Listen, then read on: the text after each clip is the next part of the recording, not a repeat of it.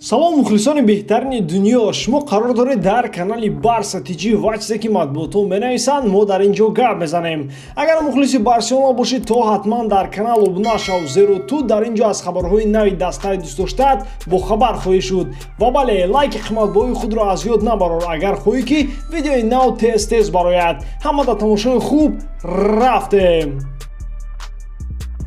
ба монанде ки Манчестер Юнайтед назари худро ба тарафи Усман Дембеле кард ва Оле Гунар Сулшер умед дорад ки бозингари ҷавони фаронсавиро ба Олд Траффорд биёрад. Тибқи маълумоти бинои испании Спорт, девҳои сурх метавонанд дар рақобат бо Арсенал рӯбарӯ шаванд ки дастаи лондонӣ низ мехоҳад дар трансфери тобистоно Вингерро ба дастаи худ даъват намояд. Бо вуҷуди ин навишта шудааст ки МЮ аввалан мехоҳад сабабҳои захмӣ шудани бозингари 22-солаи фаронсавиро фаҳмад пеш аз пешниҳоди расмӣ равон кардан ба дастаи каталонӣ. Дембеле бо Барселона аз соли 2017 ҳамроҳ шуд, аммо карьераи ӯро дар Барса травмаҳои ҷиддӣ хорузор кард. Хабар аст ки Барса тайёр аст бозингари 22-соларо ин тобистон сар диҳад, махсусан агар онҳо дар бораи бозгашти Неймар маслиҳат карда тавонанд. Бозингари фаронсавӣ ҳамагӣ дар дастаи Кике Сетьен дар ҳамаи турнирҳо 9 бозӣ гузаронда 1 гол задааст.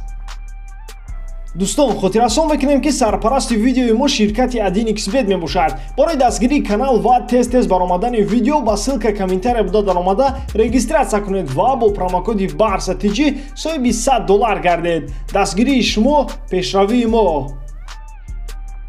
Хабари хуш бародарон, тибқи маълумоти Спорт, Луис Суарес 100% тайёр аст бо тамринҳои гурӯҳӣ якҷоя шавад ва боз дар бозиҳои Ла Лига бозӣ кунад вақте ки сезон барқарор гардад. Хушхабар ин аст ки Эл Пистолеро ҳадди аққал 25 бозӣ пай сар мекард ба шарте ки Барса ҳадди аққал то полуфинали Лигаи Чемпионҳо мебаромад. Бо миннатдории манъ шудани ҳамаи турнирҳо аз сабаби пандемияи коронавирус, бозингари уругвай ҳамагӣ дар 12 бозӣ ҳунарнамоӣ накарду халос. Ҳатто барқароршавии Луисито беҳтар гузашта истодааст нисбат ба оне ки мо интизор будем ва ӯ ҳатто омода аст ки худи ҳозир бозӣ кунад, гарчанде ки дар формаи беҳтарини худ қарор надорад, бо вуҷуди оне ки ӯ чанд бозиро пай сар кард. Спорт инчунин қайд мекунад ки даста 3 ҳафта тамринҳои омӯзишӣ мегузаронад пеш аз сар шудани сезон. Ин маънои онро дорад ки форварди уругвай вақти бештар дорад барои боз ҳам формаи худро беҳтар кардан ва дар тамринҳои гурӯҳӣ иштирок намудан. Лайк мон агар аз бозгашти Луисито хурсанд шуда бошӣ, мо бошад давом медиҳем.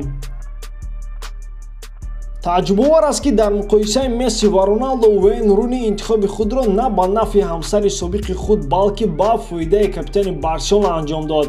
Дар устони худ барои Таймс Руни интихобро чунин шарҳ дод: вақте ки мо якҷоя бозӣ мекардем, Роналдо ба голҳо он қадар таваҷҷӯҳ накарда буд, аммо шумо дида метавонистед ки ҳама орзуи ӯ беҳтарин бозингари ҷаҳон шудан буд. Вай машқ мекард ва баъдан голзаниро сар кард.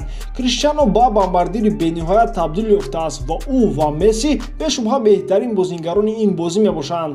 Аммо бо вуҷуди дӯстии ман бо Криштиано, ман Мессиро интихоб мекунам. Бо ҳамин сабаб ба Хави ва Сколз менигаристам.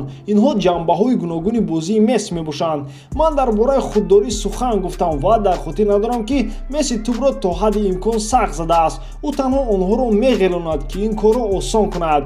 Роналдо дар минтақаи ҷаримаҳо бераҳмона аст, вай қотил аст. Аммо Месси пеш аз куштан шуморо шиканҷа медиҳад.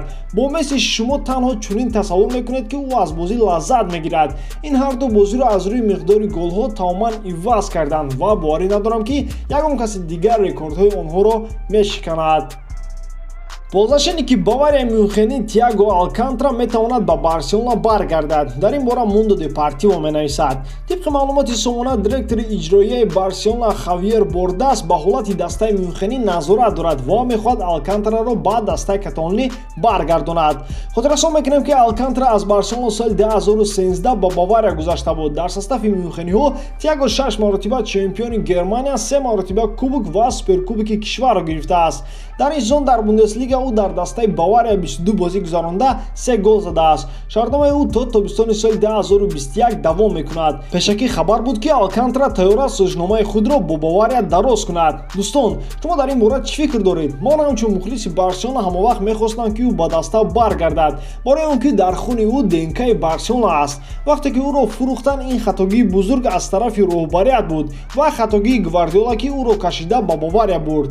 Алкантра бозингаре ҳаст ки дар майдон тӯбро идора кардан метавонад ва пасҳои ки ӯ медиҳад бовар нокарданист. Шахсан ман хурсанд мешудам ки агар ӯ ба дастаи каталонӣ бармегашт, дар хатти нимҳимоя бо Френки де Йонг ва Артуро Мело сегонаи беҳтаре мешуданд. Хай не, ин фикри шахсии ман мебошад бародарон. Шумо бошад фикри худро дар комментария нависед. ба ҳамин видеои имрӯза тамом. Барселонаро дӯст доред ва канали Барса тиҷиро дастгирӣ кунед. Дастгирии шумо пешравии мо. Бо шумо буд Муҳаммад Гаиров. Хай дар паноҳи Аллоҳ.